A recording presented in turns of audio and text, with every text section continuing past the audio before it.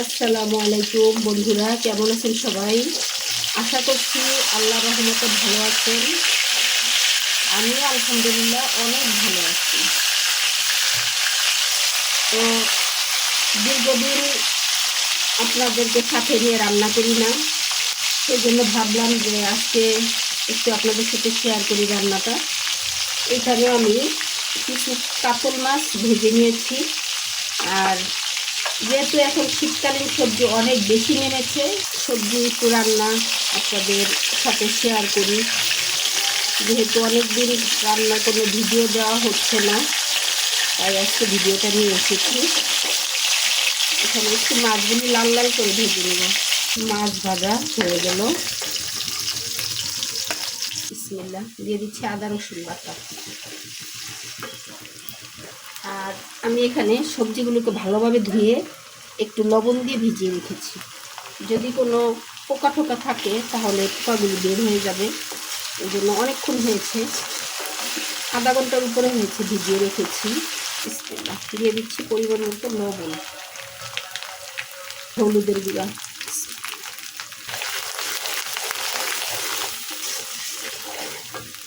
দিয়ে দিচ্ছি মরিচের গুঁড়া। এই মরিচটা আমি আগেও বলেছি, আবারও বলছি, মরিচটা অনেক ঝাল। এত ঝাল, এই মরিচটা খাওয়াটা খুব কষ্ট। আর অল্প মরিচেই অনেক বেশি ঝাল হয়ে যায়। একটা টমেটো,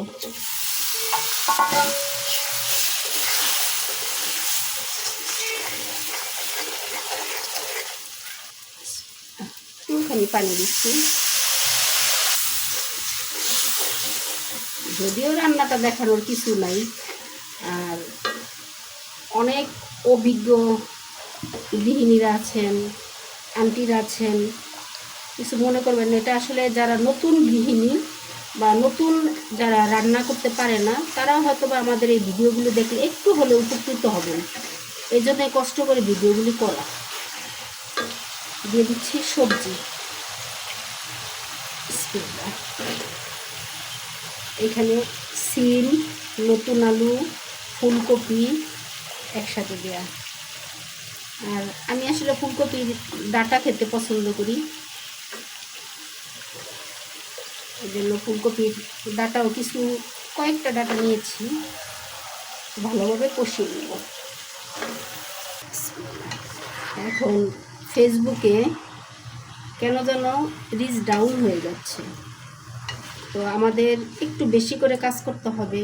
আর আমরা যারা কন্টেন্ট ক্রিয়েটার আছি, আমরা সবাই সবার ভিডিও দেখব, ভিডিও দেখার পরে একটা গঠনমূলক কমেন্ট করব, তারপরে লাইক করব, মানে যার যতটুকু সম্ভব, যে যতটুকু পারি আমরা একজন একজনেরকে সাপোর্ট করার চেষ্টা করব ইনশাল্লাহ। তবে হয়তো বা রিচ ডাউন হবে না, কিন্তু কাজ যদি ছেড়ে দেই বা অলসতা করে কাজ না করি, মন খারাপ করে কাজ না করি, তবে আমাদেরই লস। একটু কষিয়ে নিব। এখন দিয়ে দিব ঝোলের জন্য পানি। বিসমিল্লাহ।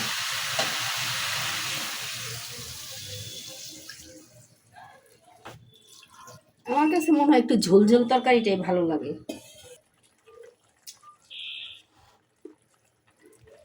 দিয়ে দিচ্ছি মাছ। বিসমিল্লাহ।